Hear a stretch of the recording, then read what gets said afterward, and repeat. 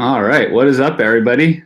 I'm late for my own chat. I was going to do this in my garage, and it was too cold out there, so I decided to do it in my basement. But let me adjust this camera a tiny bit before we get started.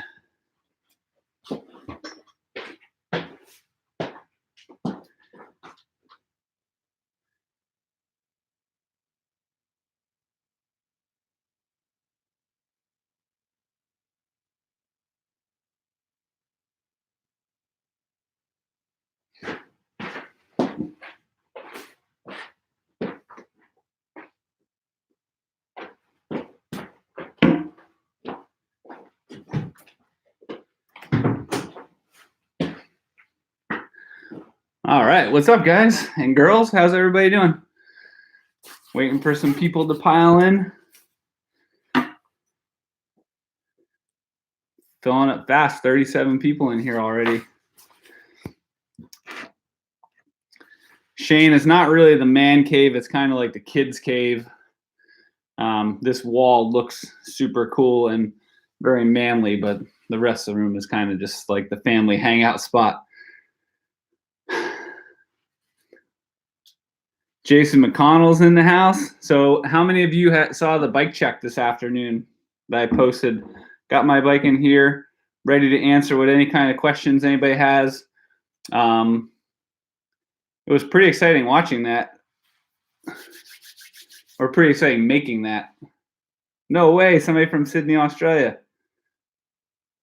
That's awesome. 50 people in here already. Cool. Yeah, so that was a pretty cool experience. A few weeks ago, right before Christmas, I was out in Colorado and I watched this bike get welded. I never thought I'd get to see one of my own personal bikes get welded, and it was cool to watch the entire thing be fabricated from start to finish. But as you can see in the video, I left the bike after it got welded. It still needed to get heat treated, and I needed to get home for Christmas and whatever. So the bike sat over Christmas, and then the day after they heat treated it and painted it, and then I just got it like about a week and a half ago. Ricky, your question was how much did it cost? The frame sets start at $2,200, and then we have build kits that are a little over $4,000 and up. If you built it out like my bike, it'd probably be kind of expensive because of, the i9 wheels, the DVO fork and shock, DI2.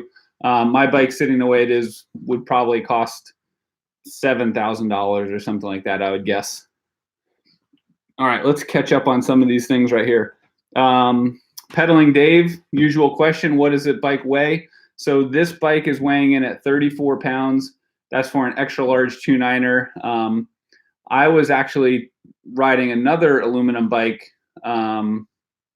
back in December, and I weighed that one, and that was 34 pounds, and I thought that seemed super heavy, and then I weighed my full carbon, super tricked out 27.5 trail bike that I'd been riding all last year and thought it was awesome and never questioned the weight once, and it was 32.5 pounds. So going to the larger wheels, you're going to add a little bit of weight, and then these are actually dual ply casing tires that I'm on here just testing right now. So I'm going to change those tires. I could probably knock off a pound easy.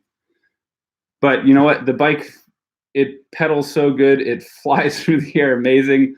I know that as a sponsored rider, you're supposed to say the right things about a bike, but honestly, this is like the best bike I've ever ridden. It's amazing.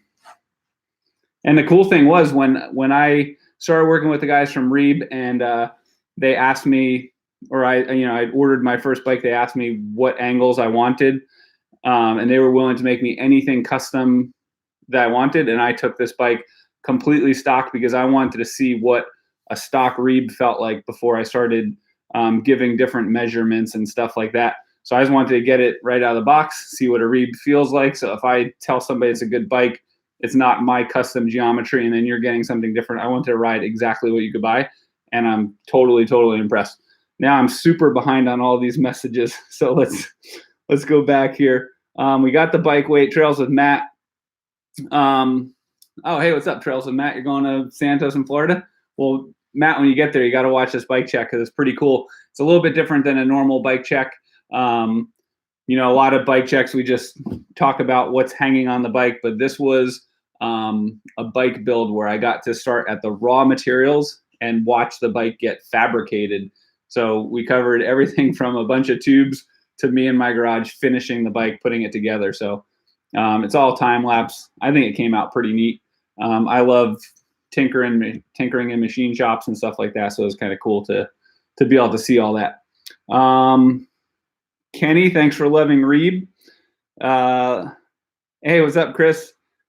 It was super cool watching my bike being made. And Chris is actually one of the few guys that has actually thrown a leg over this actual bike we rode at Alaire a couple weeks ago.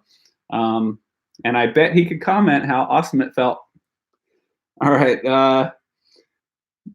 When am I coming back to ride Alafaya? I might be back down in March for the Fat Tire Festival in Santos, and then I'd spend a couple extra days to hit up some stuff at Alafaya. There's some pretty big jumps there that I still want to take a look at, the Swamp Gap and all that. And when I was down there in December, I was just on a loaner bike and didn't really feel like hitting it on there. I wanted to wait to get this bike so I get some sick photos and stuff like that. Any chance I'd be coming to Europe? I would love to come to Europe. Might have to do a Trail Boss tour to Europe this summer. That would definitely be something that's awesome to do. Keithy, you messaged me a couple times today. So yeah, you were saying how you worked in machine shops and stuff like that. Yeah. All right. So digging the machine work regarding 2 bottom bracket halves that hold the seat pivot together. We'd love to see a closer look of it. I'll post some photos on my Instagram of the bottom bracket cluster, but basically what we did was take two halves. Typically on a lot of aluminum bikes, you'll bend the down tube and then you weld on tabs where the shock mount and you weld it to a bottom bracket shell. And it's a whole bunch of different pieces and a whole bunch of different welds. What the guys in the shop did was make 2 halves that they clamshell and put together, and then there's a seam, so it basically becomes a monocoque. And then in the front, you can see in the video, the down tube slides over it, and they do a 360 weld. And the bottom bracket, the seat tube comes into it. They do a 360 weld, and then all the mounts for the rear shock and rear suspension are all welded in. There's no extra. I mean, they're all machined in. There's no extra welds or anything like that. So it allows you to, just not have as much welding. You can make it a little bit lighter, and it just looks super sick. When am I coming back to Roanoke, Virginia? I love riding in Roanoke. I was kind of there a bunch of times in the fall. I did a Trail Boss video, and I was there for Go Fest. So maybe sometime in the spring, I'll definitely stop back in Roanoke and hopefully set up some kind of ride. Ricky, this frame is made out of 7000 series aluminum. So the whole thing is made out of aluminum. It's fabricated in Colorado. It was cool. I got to watch this actual frame get made. Yeah, MTB to see. I was surprised myself. Hey, Sandy Chapman's on here. Is this the Sandy Chapman from New Jersey? I would imagine it has to be. So funny story, Sandy Chapman, he works with a local rep agency now doing Santa Cruz and SRAM and all that kind of stuff. When I had to be at least maybe 12 or 13 or maybe 14 years old, a Grom riding around my Fairfield, New Jersey. There was a company called Suntour, and they used to be in Fairfield, and I would always ride their loading docks and stuff like that. And I remember sending a letter, and I would pay like anything if Sandy still had that letter. Probably telling them how I was a local kid that lived in Fairfield and rode BMX. And Sandy sent me a pair of Suntour pedals, which were really awesome at the time. And that's the first thing that I ever got for free for bike riding. So I'll never forget Sandy. On top of that, he's just a cool dude. All right, let's see. Man, you guys are asking a lot of questions tonight. Got to get caught up on these right here. All right, so Shane B, 2-piston versus 4-piston brakes. Is there a huge difference, and is it worth the money? If you're buying brakes from scratch, I would, just starting from without brakes, I would say, depending on how big you are, I'm 220 pounds and I like to ride steep trails and enduro bikes. So it really depends on the type of riding that you're doing. If you're a big rider or you want to do aggressive riding, the most brakes you can have, in my opinion, is the best brakes you can have. So if you're buying new brakes and you're looking to do aggressive riding and you're 150 pounds or more, I would say definitely go for 4-piston brakes. If you already have Shimano XT 2-piston brakes, the cool thing about it is you can buy just the calipers and bleed them right in. So it's probably half the price of buying a whole new set of brakes. I would definitely recommend it. So that's why I put these XC brakes on my bike. And I'm just going to switch to the calipers, just the part that squeezes the disc. I'm not going to change the levers and all that. It just makes it a little bit easier. Let's see. The road gap was dope in the video. So that was the small road gap at Alair State Park. It used to be the big one or the only one. And now they built a really sweet one that I hit with my buddy. And I almost died because it comes down and it's a little bit of a doorstop. It kind of kicks you funny. And when I came through, I hit a crazy side gust of wind and I took off. And when I landed, I was probably at a 45-degree angle to the landing. And I had my chest cam on. You see me like pull it and swerve at a tree, and we got some side angles. So that'll probably be in the next video that I put out, which was actually the first day riding this bike. And I immediately felt super comfortable on it. So yeah, I adapted to it very, very fast. It was just felt comfortable right out of the box. Nathan, what tubeless sealant am I running? I've been using Orange Seal for the past 2 years. I started hearing about how awesome it was maybe 4 years ago, and I decided to try it, and it was awesome. I was a customer for a couple years, and then last year they started supporting me as a rider, and this year they support me as a rider. But I tried it first and used it for a couple years, and then was just talking to him at Sea Otter, and then I followed up with them at NEMBA Fest, and I was just kind of looking to get some free sealant at first because I love it, and we change tires quite often and everything, and ended up working a deal. And they were really into the Trail Boss channel and trying to get trail riders like all of you out there to purchase Orange Seal. So if you're in the market for tire sealant, buy some Orange Seal. It's honestly, in my opinion, I think is the best, and they support this channel. So if they support this channel, it supports me, and the more they support me, the more videos I can make for all of you to watch. All right, let's see. We got one comment about loving the van. That's awesome. Power to weight ratio. That is like a 28-pound bike, no problem. That's right, Chris. Chris is also a big dude like me, so we can't really skimp on stuff to begin with. I've ridden some bikes that were a little too light for my weight, and it usually doesn't work out so good. Fox just released a 175 dropper. Am I going to swap one of those on the bike? This is a PNW post. It's a 170. I don't think 5 millimeters is going to make that big of a deal. And I had some conversations with the guys from PNW, and they're super nice guys, and I love their product. So I'm going to stick with PNW and support them. This thing feels awesome.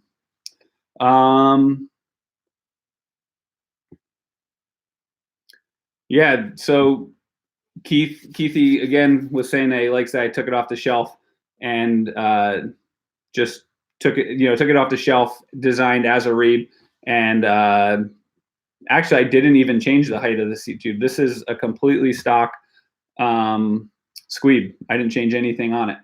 But one of the cool things about working with Reeb is this is an opportunity that I've never had in my career. Working with such a small company, I was out in Colorado again last week for the second time, and I was riding one of the bikes that we have in development, and I commented that the seat tube I thought could be a little bit adjusted a little bit for the extra large frame size, just because when you're as tall as 6'4", sometimes the geometry for a small frame isn't going to be the same for an extra large as far as angles and everything. And I commented I thought it was a degree too steep, and we changed it on the spot. So the production bikes, which it's a new bike coming out, and I don't even think we've done any extra larges yet. So if you were to buy the extra large, it's going to be adjusted for super tall guys like myself or Adam Procyse, who's on here. So guys, if you see Adam Procyse in the commenters right here, he's actually the guy that welded this bike.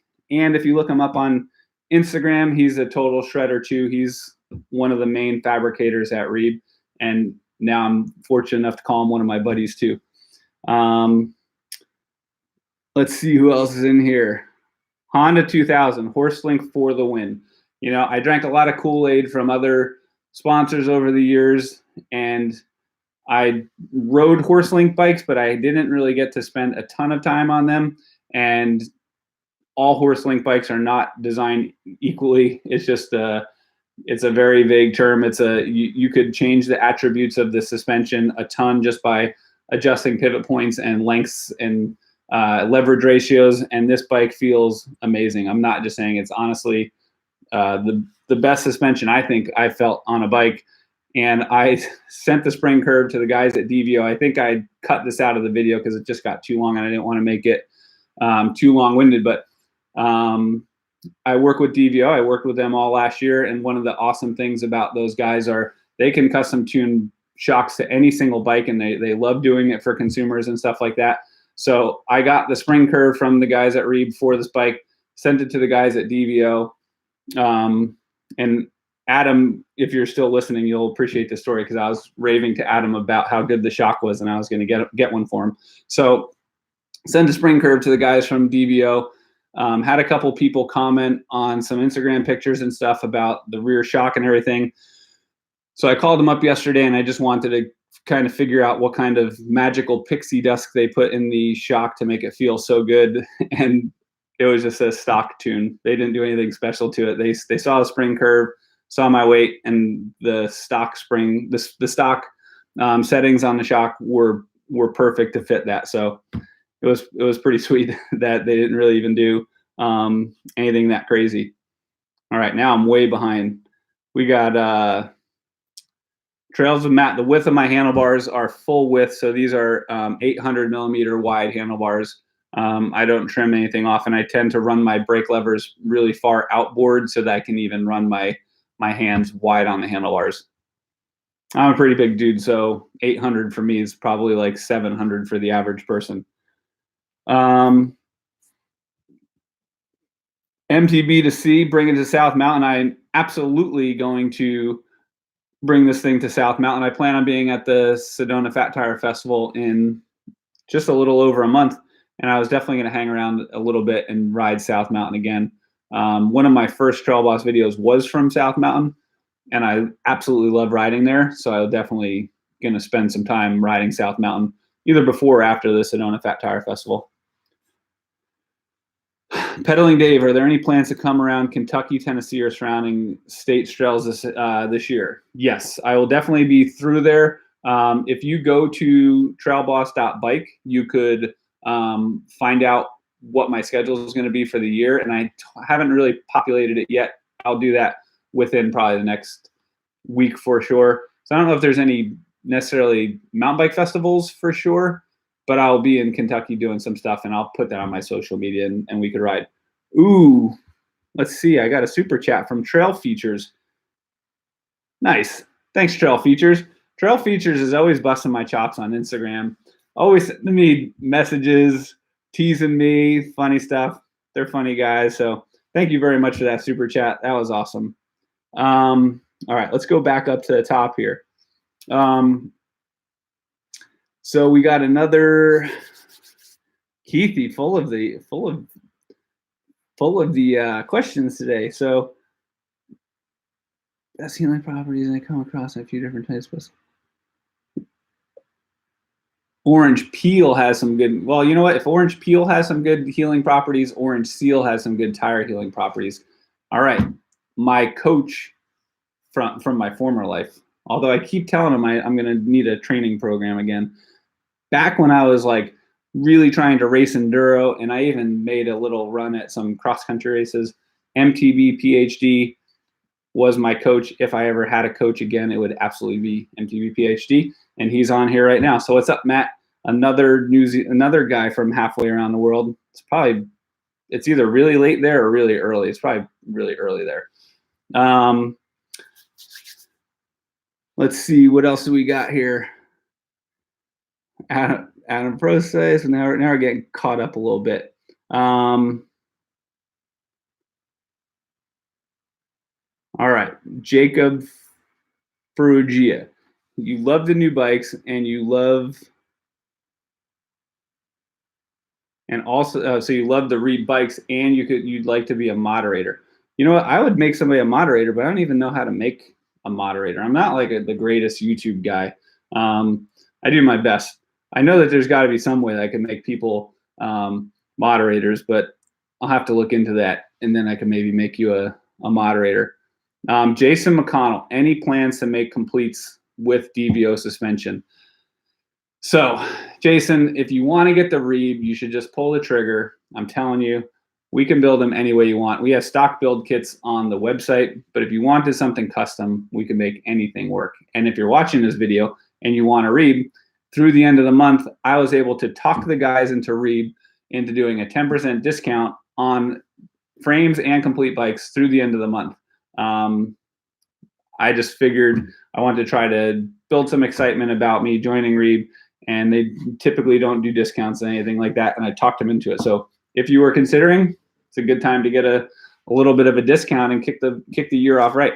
Otherwise, we'll be at a lot of the mountain bike festivals this year, and you could demo one yourself. All right, let's see what else we got here. Carl, I definitely will be back to Connecticut to ride Rockland Preserve. It's probably going to be snowed in a day or two, but Rockland Preserve was a spot of. Actually, Carl, comment. I don't remember if I filmed at Rockland Preserve for Trail Boss. Northern Exposure, yeah, that was at Rockland Preserve. I know I've ridden there. I'll definitely be back there. It was super fun, but it's going to be under snow, so we might have to make it in a couple weeks or months or whatever. Crashing Dad came here for the bike. All you get is a bearded face. You like that? This would take you probably 6 months or more to grow, right, Shane? So Crashing Dad was one of the YouTubers that had a bet going with some of his buddies as to where I was going to end up riding for, and Outdoor Gold, right? I think he was the only one that picked Reeb. He was the one that picked up that I was always live streaming with Dale's cans and talking about Candade and all that kind of stuff, and everybody else voted for other stuff, and they lost. 4 guys bet, 3 guys lost, and the bet was that the losers had to ride a trail in bikinis or something, and I think they're going to make a video about it. It'll probably get flagged and banned on YouTube, hopefully, but when you do a bet with your friends and you lose, that's what happens. All right, let's get some. All right, I don't know how to pronounce your name, Sid something. Will I ever do a group ride in Austin, Texas? I was actually talking to the girls at Candade just last week when I was in Colorado, and we have a bike build donation going on in Austin, but I'm not exactly sure when. So whenever that is, I will do some rides in Austin, Texas, and it'll be a good opportunity to come out and support Candade, which is one of the reasons why I'm riding for Reeb. Candade is a nonprofit organization that helps get kids on bikes. And if you watch the bike check video today, I explained to you why this bike is red and white. I wanted it to match the bikes that were given to the kids. So we're going to be doing a bike build and a bike donation in Austin, Texas. And I know that's coming up this year, but I don't exactly know when. So just follow my social media or follow Candade social media. Just follow Candade social media to begin with. It's a great cause. And if you're into getting kids on bikes, you could go to Candade and donate, or just follow them on social media and come out and volunteer some time to help build some bikes for kids. All right, what else do we got here? Would I consider coming to Australia, Jacob? I would absolutely consider coming to Australia probably tomorrow, because we're supposed to get a huge snowstorm. So I would probably like to go summer right now in Australia.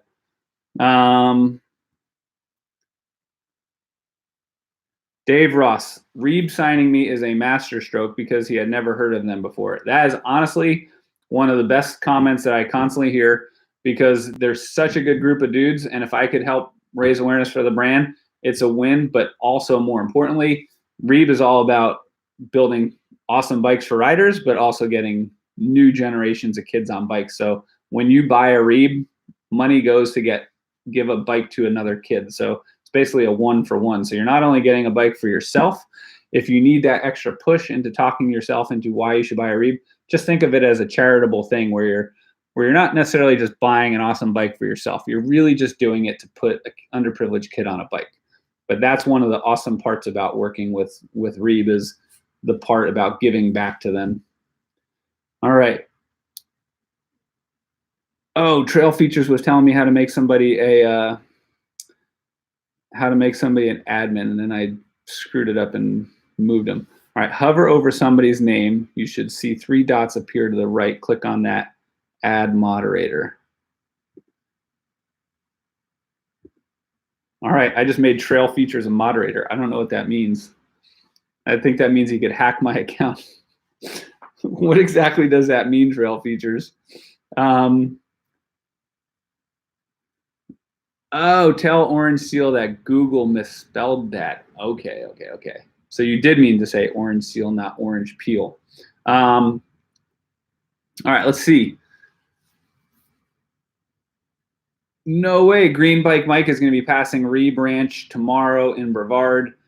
There's a rumor that I might be in Brevard this weekend too, but I have to do some filming projects, and I'm not exactly sure what my schedule is. So if you're in Brevard this weekend, I may see you this weekend, maybe at the Pisgah Tavern after riding, maybe out on the trail. It's supposed to rain on Saturday, but for what I'm going to do, some wet terrain might not be a bad idea, and it's supposed to be nice Saturday, Sunday, and Monday. But basically, we're getting a snowstorm here in New Jersey, so I need to just get out of here.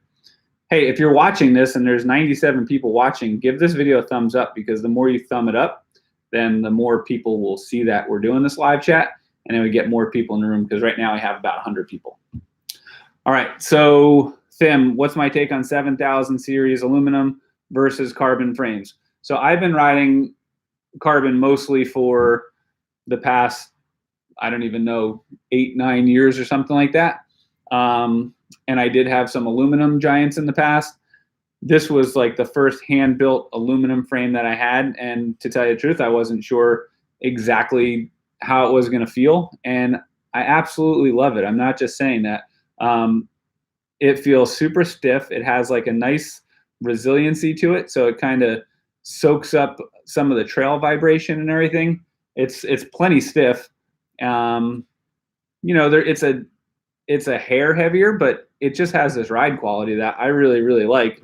And honestly, I've had issues with carbon bikes over the past, so you know, trying some aluminum wasn't necessarily a bad thing. I figured I'd give it a shot, and I probably have a half a dozen rides on this bike now, and I absolutely love it. And then Adam Procyse, who builds these bikes, I've seen pictures of him doing the hugest stuff ever, and he rides like a freaking Mack truck. So I'm plenty confident in the strength of this bike, that's for sure. All right. Mark Tawnies wants to go to the mountains in Peru. That sounds awesome. I would totally be down for that. Oh, Backwoods Biker, if I find out how I should be a moderator because I volunteered at your show 2 years in a row and he bought my merch. Guess what? Moderator. All right, Backwoods Biker, you're a moderator. I don't know exactly what that means. Again, don't use this response with great responsibility comes great power. Great power comes responsibility, whatever. But you've got it now. I don't know if that means you could kick your friends off of here or what, but there's got to be some way to unmoderate you if you're getting out of control. All right, Keithy's back here one more time. He wanted to take a chance to also let me know that you'll donate time, tools, and tech skills whenever you need them for clinics, whether they be kids or adults at Griffin Bike Park. That is really, really awesome, and that's good to know. I definitely want to get back to Griffin Bike Park. I only got to spend an afternoon last summer, and if you're ever in Terre Haute, Indiana, you got to go by Griffin Bike Park. It's really, really awesome riding facility, but more importantly, awesome people, awesome community. It's definitely worth checking out. I'll definitely hit you up if you ride. So Carl, send me a message on Instagram, and if I head up to Northern Exposure, I'll definitely hit you up. All right, and if you don't believe me that I actually respond to messages on Instagram, I did a little group ride in Allaire last week with a bunch of guys who messaged me on Instagram. So it's pretty sweet to get out and ride with all you guys. Or you could, yeah, it's just the easiest way is send me a message on Instagram. All right, let's see, where are we at? What do I do with my old bikes? You're the same height and weight as me, and you'd gladly take your hand-me-downs. The Reeb is sick, by the way. Come back to Richmond, Virginia, and let us see it. I am going to definitely be back in Richmond, Virginia. I think you got snow right now, so if I was heading to Roanoke, I probably would not ride in Richmond on this trip. But I've been talking to the people at River Rock, coming down and doing some organized group rides in conjunction with the event and whatever. So at the very latest, I'd be there in May, but it's very possible that I'd be there sooner because Pocahontas State Park is a ton of fun. Bobby, I will definitely be back at GoFest. Well, I shouldn't say definitely. I would definitely like to come back to GoFest. Hopefully GoFest would invite me back next year, because that's definitely one of the highlights of my year. Recommend a must-do trail in Brevard, North Carolina. I would say, Shane, to definitely go into the Pisgah Hub and Tavern. It's the bike shop that's on the way into Pisgah, and they will give you the best trail to ride depending on the weather and stuff like that. There's really fun trails in DuPont. Ridgeline is an awesome trail.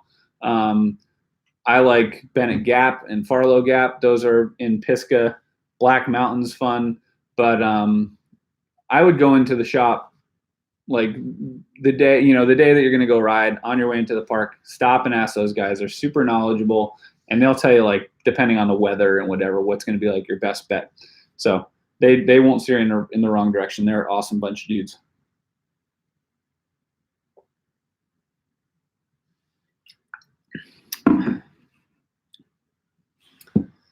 All right. Matt, so yesterday, if Matt, you're still on here, I was talking about Matt yesterday. I did a ride at Alamucci, which is a state park near my house. And probably about 6 or 7 years ago, they had an enduro race there. But this was when enduro racing first started. And it was more like a 5-stage trail race than it was a downhill enduro race. So the courses had a lot of climbing in them. They were super physically demanding. Matt rode there. I think he was going to win, and he flatted on the last stage. He is an awesome rider, but he's also really, really fit. So it was like perfect for him. But if you remember, the courses were super physically demanding, and a lot of them were pretty technical. And this was about 6 years ago. Over the past 6 years, a lot of stuff has eroded and whatever, and the trails have gotten really difficult. And I don't think that I've ridden that route or course or whatever loop in the past 5 or 6 years and cleaned the whole entire thing. Like, it's gotten pretty hard. And yesterday on my Reeb, I went out and I cleaned the whole entire loop for the first time in easily 5 years, every single section. But the ground was so soft because it was the freeze thaw going on, and it's January, so everybody's going to ride a little bit slower in January. So it definitely wasn't me being super fit, and it definitely wasn't the terrain being awesome rideable, because it was everything. It was a 11-mile loop, and it felt like I rode 40 miles. You're trudging through the whole thing. But this bike is awesome. The 29-inch wheels, which I haven't had in forever on a trail bike. The suspension, I cleaned the whole entire loop, and I honestly couldn't believe it. It's definitely the first time in the last 5 years where I was able to do that whole entire loop with 0 dabs. All right, let's see. Trail features, you got the wrench, so that means that you're the admin. All right. Chump MTV, he's assuming that Reeb is all American made since they don't have carbon options. That's correct. So all Reeb bikes are made 100% in the US. So we have a bunch of tie and steel hardtails, 29-inch mountain bike, 27.5 plus mountain bike, dirt jumper, road bike, gravel bikes. Those are all steel, carbon, steel or titanium. And then for the suspension bike, which is the Sqweeb, it's aluminum. Everything is made 100% in Colorado. All right, Jason McConnell, orange peel sounds better. I don't know about that, dude.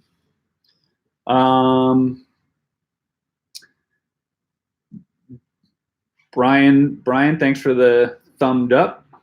Oh yeah, you guys actually did thumb it up. We went from like 19 to 55.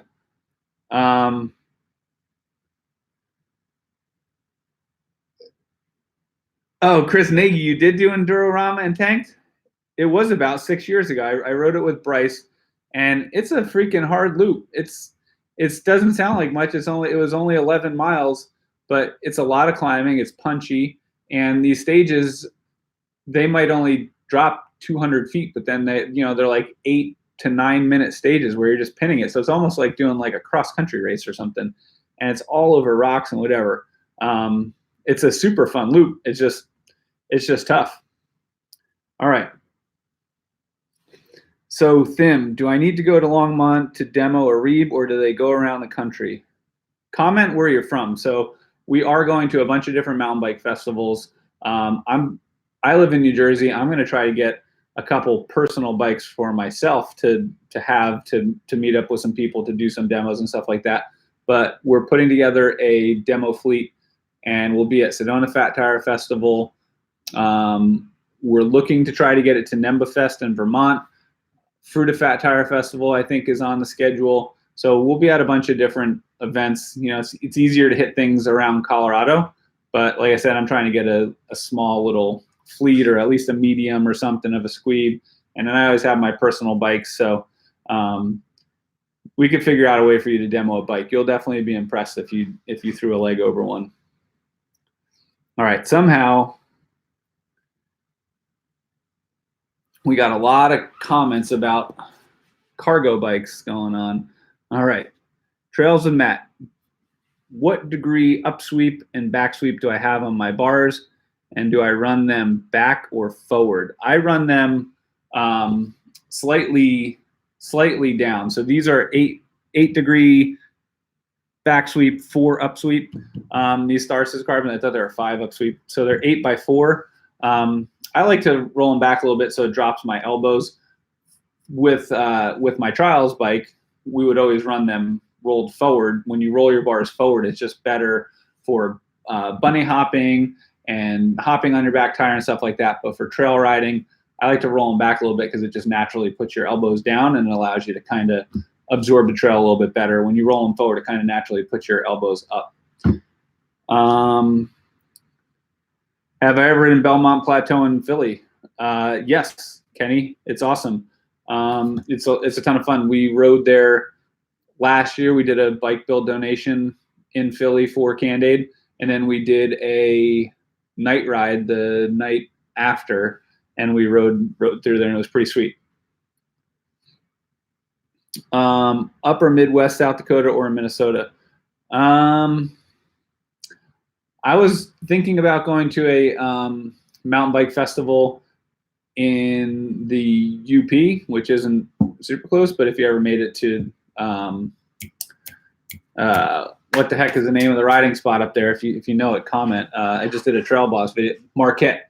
If you're ever in Marquette, I might be able to get you over there.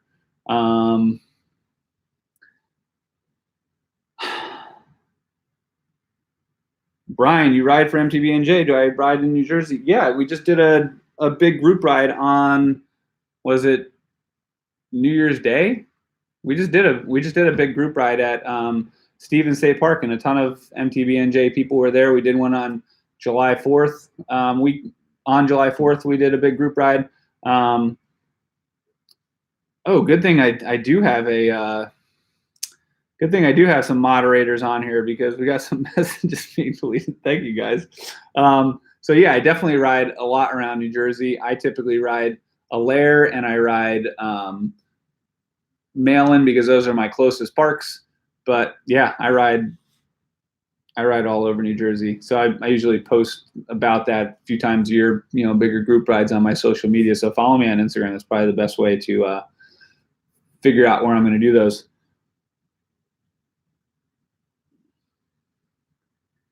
Oh, backwards biker.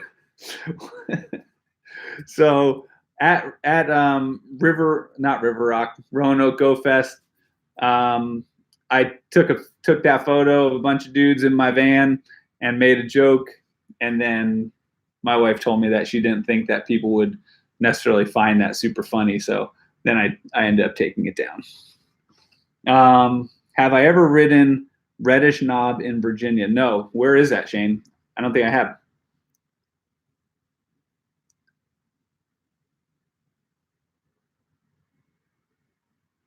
Tim, yeah, I've heard a lot of good stuff about Duluth. That's super fun, but Marquette was really, really, really awesome. Who has more bike questions? Anybody got?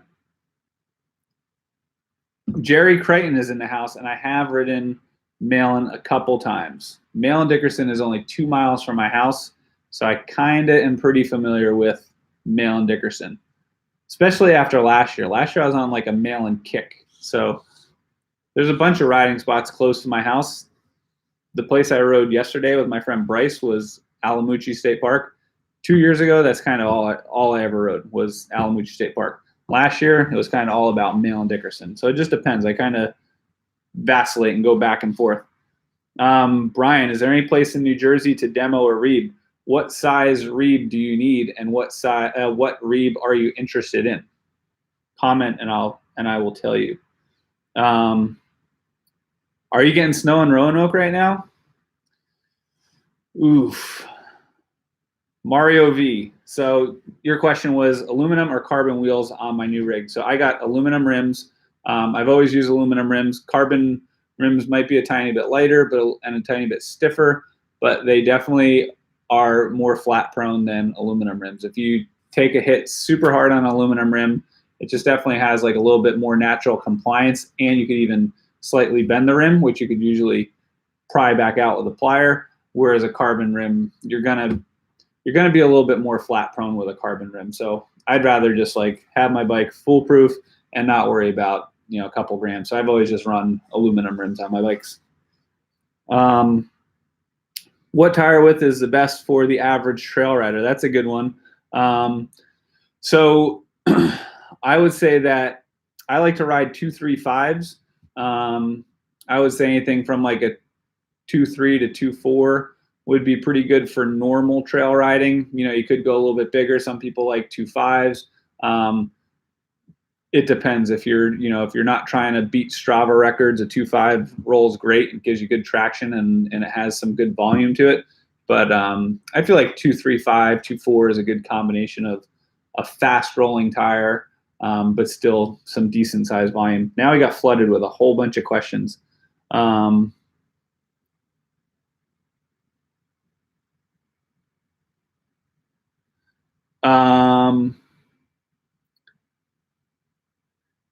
Backwoods biker, I could definitely hook you up with a DVO fork. Just next time I see you, I'll just give you one. So Chris Nagy, his question is colors on the new whip, and can you get any color on the frame?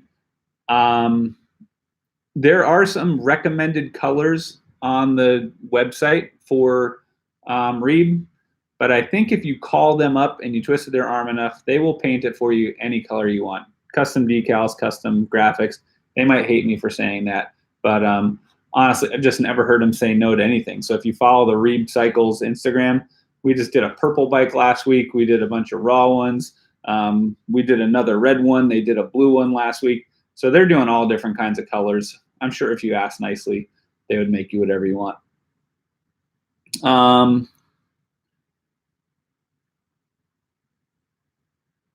Trail features, you definitely need to demo a Reeb, and I could definitely hook you up with that. So I'm going to be going out there once a month. So just hit me up and I'll line up a test ride. Jason McConnell, how many spacers are between my frame and the stem? Less than what I've used in the past. I have probably 20 millimeters worth of stem, maybe like 17 millimeters. I would always used to slam my bars super low, and then now for more technical riding, they just feel a little bit more comfortable, a little bit higher. And on my 27.5 bike, I used to have a ridiculous amount of spacers, and I used to not do that because I wanted my bike to look cool. And then I started to realize that it just I was able to maneuver it a lot better with it a little bit higher. So I think this is just enough spacers where it doesn't look kind of silly. But when you're 6'4", you got to have a decent amount of spacers. You know, what can you do? You're 6 feet 4 inches.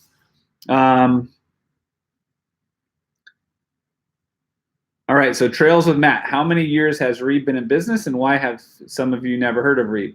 So Reeb has been in business since 2011, and basically it was started by Oscar Blues and the owner, Dale. They're all mountain bike enthusiasts, and they thought it would be cool to have a mountain bike company since so many employees and everything love mountain biking. So it kind of was just like a pet project that lived within Oscar Blues. It was a bike company, but it was very Colorado centric. I would only hear two things about Reeb when I started telling people I was riding for them. They either never heard of them or they thought they were a pretty badass company. There was never like, they're just okay, or never anything negative. You either haven't heard of them or you think they're super cool, which is, I thought they were super cool. So it's been a small bike brand. We don't do a ton of bikes, you know, so there's not a ton of volume, but we're committed to trying to grow the brand and get more people on Reeb. So I think, you know, bringing me on board is to help awareness. They brought some new fabricators on in the past year to help build more bikes.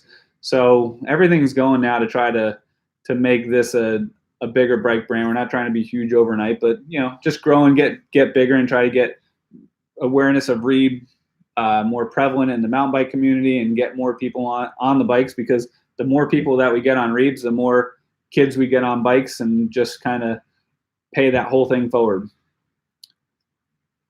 All right, so Manny Fonseca has a bike question.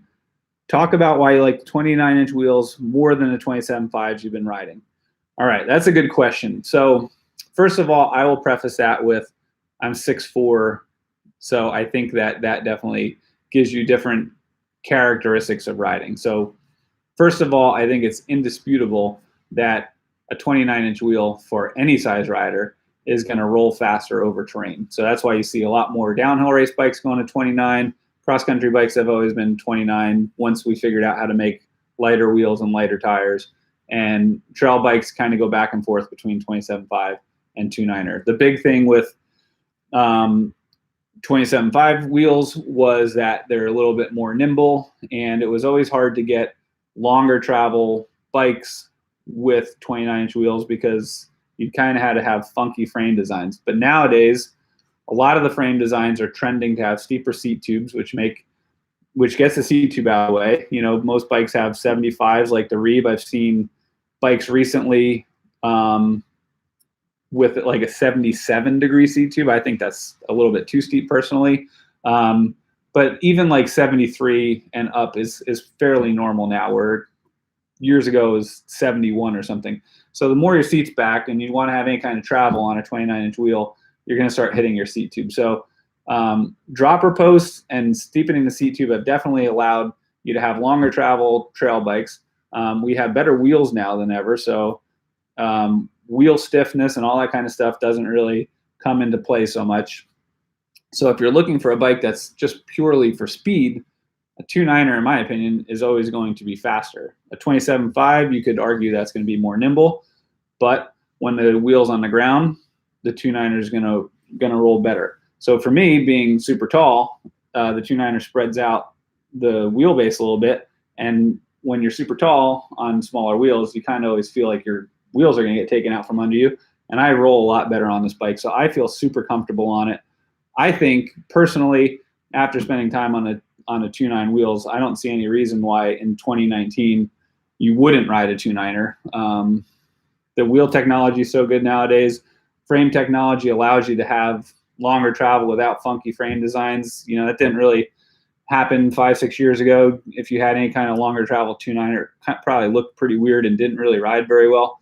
But now you got short chain stays, steep seat tubes, wider bottom bracket, allows you to tuck everything in tighter. So, you know, just as all that stuff evolves, it just makes the bikes ride better and better. And bigger wheels are just going to roll over stuff better, which keeps you going down the trail faster and smoother. So, but again, that's totally my opinion. So I'm sure there's people that still love 26-inch wheels and might want to argue with me. And 27.5 wheels. I'm getting a trials bike made with 27.5-inch wheels because even that, I feel like 26 is too small, and it's just kind of like an experiment. But that's one of the cool things about working with Reeb. We could try things and see how they work, and I think a 27.5-inch trials bike is going to be pretty sweet. All right, now I got back on questions again. Nathan Hudgens, he asked what I'll be riding for a street trials bike. I just kind of said right there. I'm currently having a custom 27.5 trials bike made, but then we also have a new bike coming out, or it's out, called the Destroyer, and that's a 26-inch dirt jump bike, so more like a proper mountain bike dirt jumper. And I'll probably talk to guys into getting one of those as well, because for tight BMX style trails with super tight lips, the smaller wheels definitely will help. So I'll get the 26-inch for that. But for trials, when I spend 90% of my time riding a 29-inch trail bike that's super long with a lot of travel, to get on a 26-inch trials bike just feels too weird now. So I'm going to try and make a bigger trials bike. That's the logic behind it.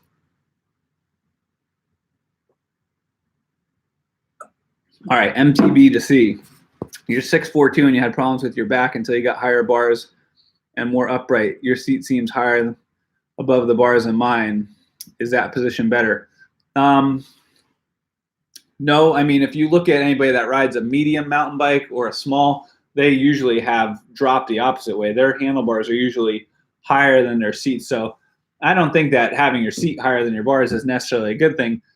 But when you're pedaling, you got to have full leg extension. And when your bars are too high, it's kind of hard to weight them in turns, and it just feels too tall. So I run my bars this low for the way they feel when you're standing in the attack position, not so much for when you're seated. It feels super comfortable when I'm seated. I wouldn't want to go lower, but I set up my bike mainly for the way it's going to feel when I'm standing. So that's why my bars aren't super high or anything like that relative to the seat. Usually when I do public photos, I drop my seat because, you know, when we're tall guys, it kind of looks ridiculous having your seat so high. But when you have a super long inseam, what are you going to do? Shane, it says it appears my saddle is pitched nose up. What is the advantage of that? It's actually, I was actually just looking at that too. I don't know if it's the way it's sitting. I usually put a level on it, so I try to keep it as flat as possible. So there is no advantage to it. It's either the way it's leaning against this table or the front wheels on something, but I usually do not do that. Ooh, I just got a $10 super chat. Mountain bike advice. Thank you for the super chat, man. That is awesome. Happy Wednesday. Love your channel, kid. I don't know how old you are if you're calling me kid, but okay. Would love to steal your content, but you're too old. Well, thank you very much. Most times I talk to people and they're like, well, I would do that, but I'm getting kind of old, and then they're usually way younger than me. But the tip is, since you gave me a $10 super chat, I'm going to give you the tip. Dress age inappropriately. That's all you got to do. All right? Dress age inappropriately, exercise every day, and you'll be all good. You're 60. All right, you got me by a little bit. Not much, but never say never. And I think there's an awesome space for 60-year-olds killing it. I notice, like, when I look at my demographics for this channel, the trend seems to be 35 to 45-year-olds. I'm sure that there's tons of guys your age that would love to dig your content. But anyway, thank you so much for the super chat. Mountain bike advice, that's awesome. And backwoods biker, you're only 13. Great. So if you're 13 in the next 35 years or 34 years, if you're not 50 times better than me, we need to talk. You got a lot of time to practice. All right. So let's catch up on some more questions. How is the Diculous? The Diculous is awesome. So when I've been traveling out to Colorado, I usually hop on the shop Diculous, and we just did a revision. There's a Diculous 2 that's out now, and that was the bike that I was talking about earlier that I really loved. I didn't think that you could have chainstays too short, and I was riding the Diculous with the chainstays all the way slammed in, and there's 20 millimeters worth of adjustability. The first time I rode it, they were slammed all the way in, and I actually thought, for my taste, that they were a little bit short. And then the second time I rode it, I put them further out, and it was perfect. But it's just so cool nowadays with frame yokes and custom frame designs, how you could have a 2.9er wheel that feels so nimble on the back tire. But the Diculous is awesome. It's a nice nimble bike. If you want to make it as short and flickable as possible, you could slam that back wheel in so short. It's really, really cool. And the other thing is it's super light. It's super stiff. They're actually building me one right now, and that was the bike that I was talking about earlier, which is one of the coolest things about working with a brand like Reeb. I got on that extra large. It was just a shop sample, and I commented that I thought the seat tube was a little bit steep for a 6'4" guy. And then Adam was one of the guys that works at Reeb, and he also thought it seemed a little bit too short, and 75 was the angle that we were going with on small, medium, large, extra large. And we just felt like for an extra large rider, it might be a little bit steep. And it was something that the small, medium, and large guys didn't feel, and we changed it. So it was actually really cool to work with a company that's like so small and so nimble that, you know, we could just do cool stuff like that. It was pretty awesome. All right, let's see.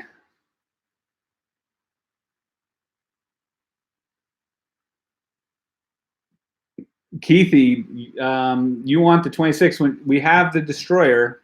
So that is a 26-inch dirt jump bike. And then I also have a 27.5 bike called the 650. So that's something that's kind of, you know, smaller. You can make those bikes pretty tight and low. And then you could also have, you know, pretty low standover heights to a lot of those bikes as well. Oh, nice. I have a follower from Sonora, Mexico. That is really, really awesome. I love seeing international fans. And the question is, do I think 26 are dead? For trail riding, I think that 26 is dead. For slope style, dirt jumping, trials, stuff like that, I think 26 is still pretty sweet. It fits the transitions a little bit better.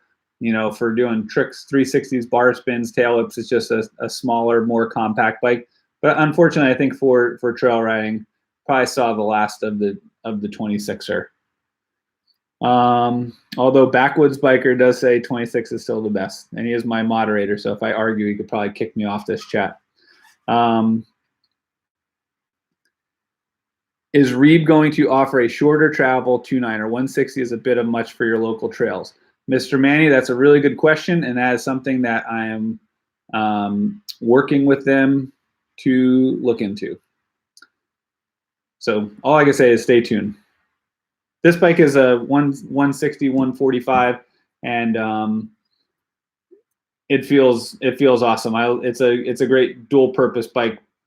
Prior to this, my go-to bike was always a 160, 140. So it has a tiny bit more travel in the back, but I don't know. I'd always rather be overgunned than undergunned, unless you're trying to like win a cross-country race or something like that. But keep your eyes peeled. You might see a shorter travel Reeb in the future.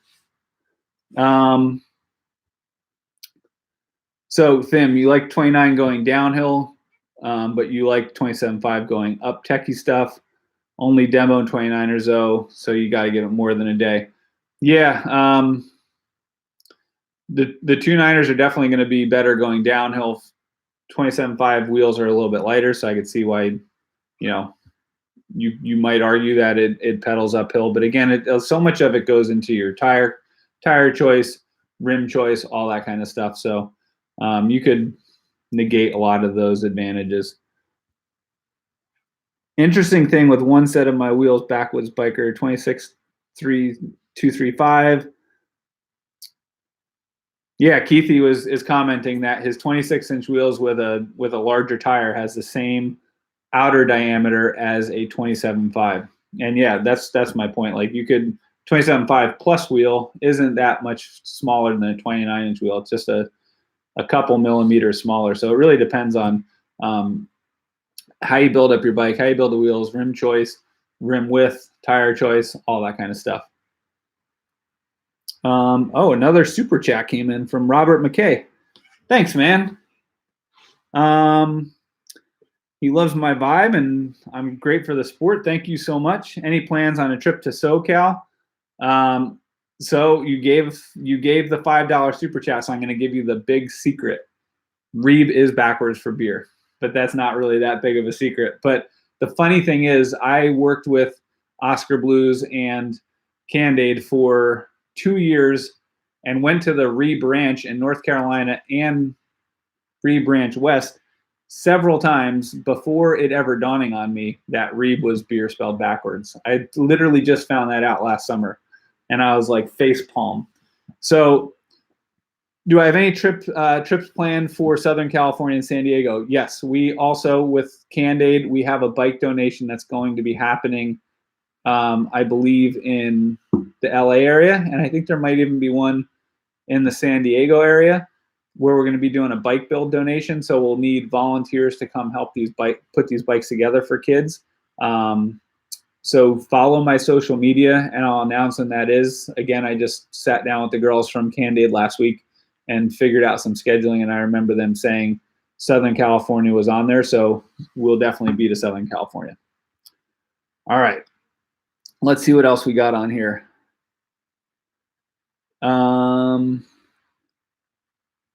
Mountain bike advice. He likes the way I do mountain bike demos at elementary schools. I love doing mountain bike demos for elementary schools. I'll be at Sea Otter Classic in April doing a promotional tour 2 weeks before Sea Otter, doing demos for elementary schools, trying to get kids psyched on bikes. So it's always super fun to do that.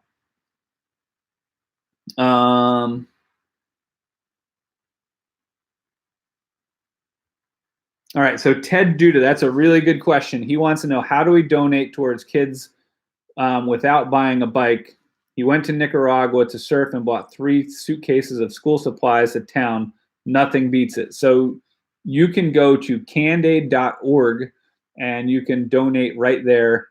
And basically every $100 puts a kid on a bike. So candade.org. Or you could look at Candade on Instagram and click through there. And then I'll list the description, or I'll list Candade link in the video description after this is no longer live. And you can go through there, but you can go right to their website, click donate, and make a donation, and it'll put kids on bikes. And if you did that, that would be awesome, and we would really, really, really appreciate it. Trail Evolution, thanks for thinking the bike check was dope. I had a ton of fun making it. Never thought I'd get to watch my own personal bike get built before, so that was actually super cool.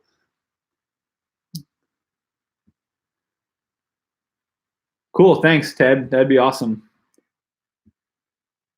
All right, so do I play the keyboards? No, I don't. Yeah, so if you watch any of my Trail Boss videos, I do the entire score right here. If you've ever watched my live chats before, I typically move that out of the way, and then I was almost late for my live chat, so I didn't move it this time. All right. Ooh, we got another person checking in from Romania. That's pretty awesome. Thanks, man. That's awesome. We got Chris and Ted making plans here to go to Hartshorn. I don't know when you guys are going because we're about to get dumped on, so it might not be might not be for a little bit. Bo Ortiz asked, what camera do I use other than a GoPro? Sorry, it's not bike related. So I was using Garmin cameras. So previously I'd always use Garmin's, and the reason I use Garmin's is because in my trail boss videos, when you see my POV, it usually has the data on the screen, heart rate, speed, all that kind of stuff, and the Garmin records that kind of stuff, which is pretty sweet. But I just bought a GoPro Hero 7, and it's awesome. So I shot the video on my channel last week that it was my buddies playing. We basically went out and played a game of bike, but then I screwed up and did a time lapse on one of the moves. So I didn't shoot one of the letters, and then we kind of like ran out of daylight. So we really shot a game of bike, and when we were playing it, I kept giving people letters, but when I edited it, I didn't mention any letters because it didn't really finish the story. But that video I shot on the Hero 7, and I've also done 2 more rides with the Hero 7. My first ride that I did, I shot with that, and I'm super impressed with the quality of that thing. And then I have a Panasonic G85 that I use for vlogging or like the bike builds and stuff like that. And then I also have a Rilo, which is a 360 camera, and that thing's super fun too. And when the light's good, it's really awesome. You don't need a gimbal, and it's super stable. And it's cool for technical riding because you don't have a gimbal sticking off your chest. It just sits nice and close. Hey, we got a hi from Santos. Hi, Santos. I wish I was down in Santos right now because it's pretty hot right now, or pretty warm down there and pretty cold up here. We are going to do 9 more minutes on this live stream, so we'll make it right to an hour and 15 minutes. But I really, really like all of you joining in and chatting about my bike today. Thanks, Brandon, for the sick hat. This is a really cool Oscar Blues hat. It's probably one of my favorites.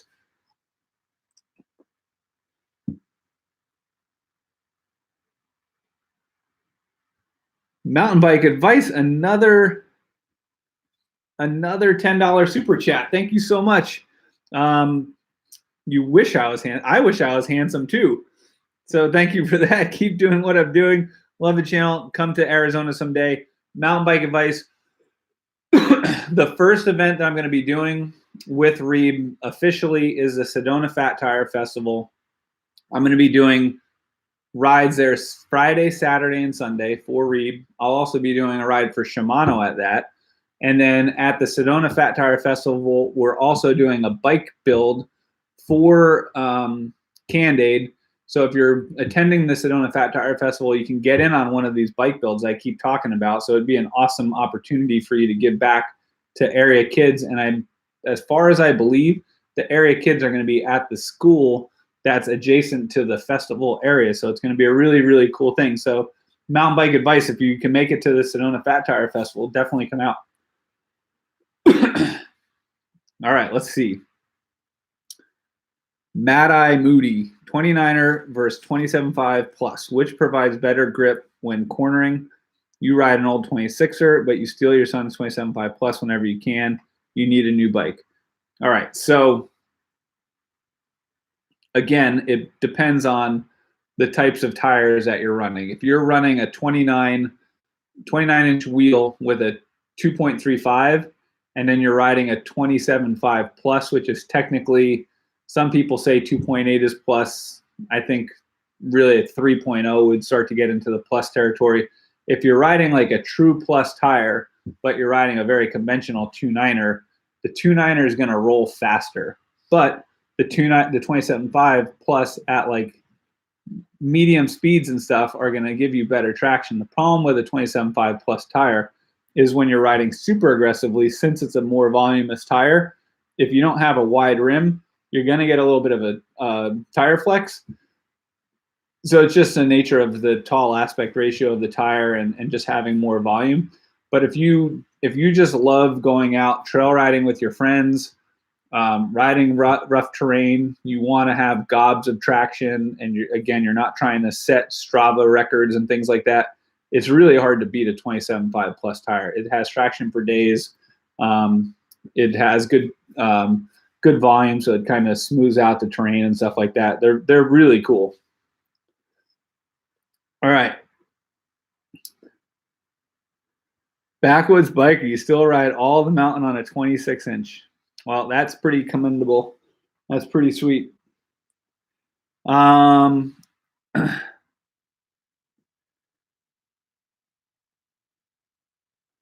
right, Pedaling Dave, advice for progressing on jumping to gaps and bigger jumps when older, 46 years old.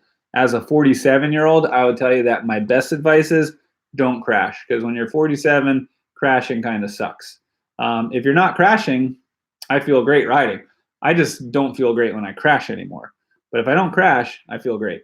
I would say that you really want to work on progression. If you could find a bike park where they have beginner, intermediate, and expert lines, those are a great place to go because you have the opportunity to work on progression. So the main things that are going to help you learn to jump is going to be just repetition and progression. I always like to tell my friends, every single time you hit a new jump or a different jump or a weird jump, you're putting cards in your mental Rolodex so that the next time you're out and you're hitting a new jump, your body's processing all that stuff, and within milliseconds is saying, I remember being in this type of situation before. I remember what this type of lip feels like, what this type of landing feels like.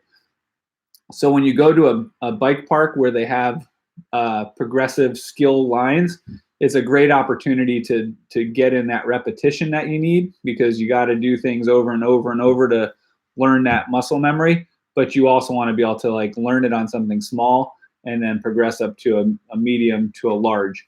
And then as far as gaps and bigger jumps, that is again a method of just repetition and putting those cards in your mental Rolodex. You want to hit small gap jumps before you hit big gap jumps. And it's the more you do that stuff, the more confident you have, and the more that you can gauge your speeds and stuff like that. So it's just lots of practice, lots of repetition, lots of progression. All right, let's see. We got 3 more minutes to answer questions here. AZ Dirt Life loves the Hero 7. Bye-bye gimbal. I don't know if I'm going to say bye-bye gimbal 100% yet, but out of the 2 times I have ridden with the Hero 7, I think I'm saying goodbye gimbal. I just don't have a large enough sample size to say whether I'm going to completely go goodbye gimbal. All right, let's see.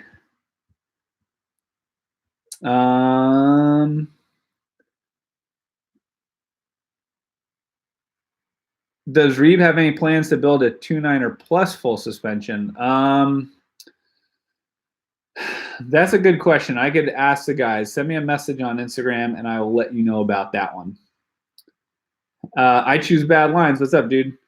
Have you ever in the trails in Durango, Colorado? There's one called the Rim Trail that I think I'd love. I'm gonna be driving through Colorado a couple times this summer, so I'll have to get over there and check that one out. And if I do, hopefully you're there and you can show me it. So VidCon would like to demo a Sqweeb size large or medium. He's 5'11". He lives in New Jersey, so he could join me on one of my rides nearby. Any idea when you have a few smaller size bikes available to demo? Thanks. So I am going to Brevard this weekend, and one of my intentions was to grab a couple of the demo bikes that are in the fleet down there and bring them back to New Jersey for people to demo when I go ride with them. So if you send me a message on Instagram, or Instagram's the best thing, or you could send me a message on Facebook, we could definitely set up a demo. Okay, so where are you from? Are you North Jersey, South Jersey? Comment in this thing while we're still online, but we could definitely set that up. I'm gonna have probably a medium, maybe a medium and large, so we can get you on one. Jeff, How do I feel about Strava? Ted Duda wants to know how I feel about Strava. I kind of love Strava, but I don't. The problem with Strava is this.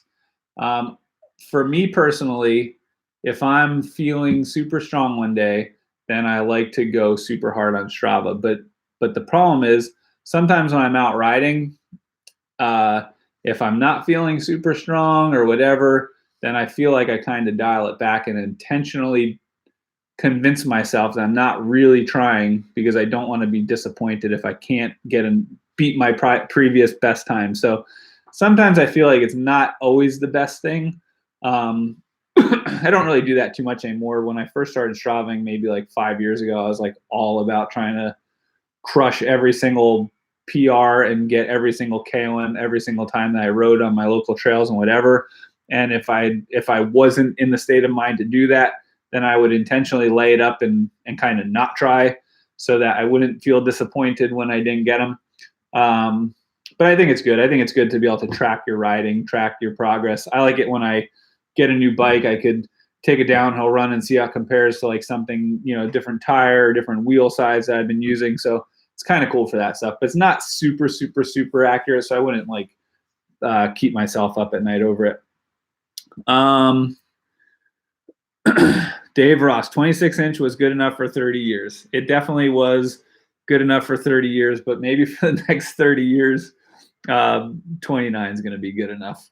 Then they'll go to like 32-inch or something like that. Backwoods biker, 26 all the way on downhill bikes. Those guys are all racing 29-inch bikes now.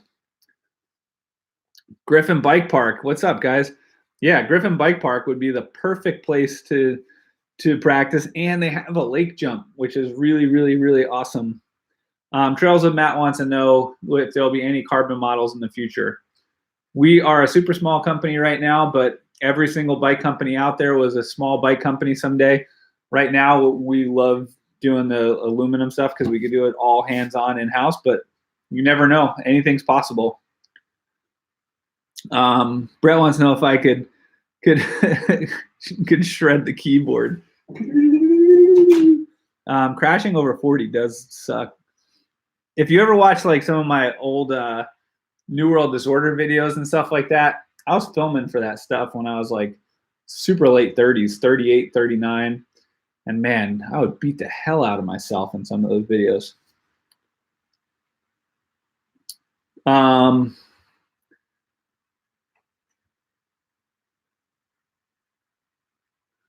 right. Let's see.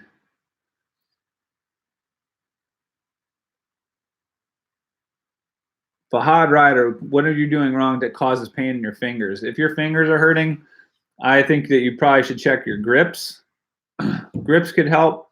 And then also check like your handlebar height. If you're too far on your handlebars, or if your stem is too long and you're too much weight on your handlebars, you could be putting weight on the palms of your hands. That could be making your hands go numb. So I would check your body position first of all, and then second of all, grips. All right. STV3 is looking forward to checking out my bike at Creek this season. Probably catch me in the parking lot. You're the guy that's always disassembling his downhill bike to shove it in the trunk of your FRS. All right, what's up? Definitely come by and say hi and check out the bike. Manny, I need to get Reeb to bring some demos to NEMBA Fest one of these years. You're in New York. You can at least get them to Ringwood, New Jersey Festival or Blue Mountain. I think that there's a pretty decent chance that we can get them there to NEMBA Fest this year. I might be driving the demo rig out from Colorado myself to make it happen, but NEMBA Fest is like all my people, and I love going to NEMBA Fest, so I would love nothing more than to have Reeb at NEMBA Fest this year. So I'd say there's a very, very, very good chance of that happening. All right, I think we're wrapping this up in the next minute, so let me just see if there's any other questions here. Dave Ross 27.5 is a hoax. I'd say that you could be kind of right on that one. Jason McConnell, hand built in the USA is where it's at. And I have a very good feeling that Jason McConnell is going to be a Reeb owner very, very soon. All All right, I guess that's it. We're right at an hour and 20 minutes. I was planning on coming on for an hour.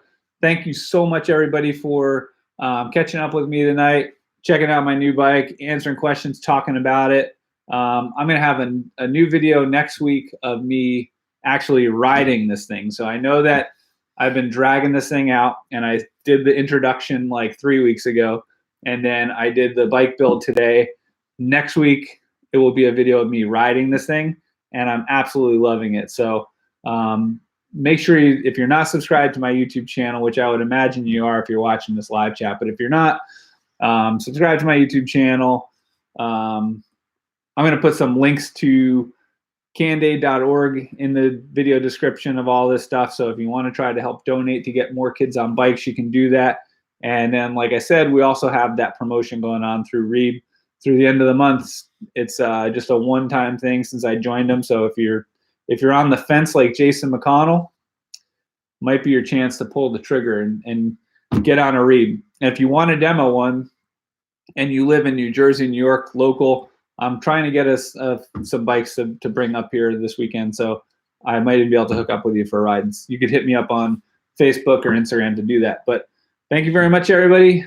It was fun chatting with you. And make sure you check out my video next week, and I'll probably live stream after that one as well. All right, have a good night.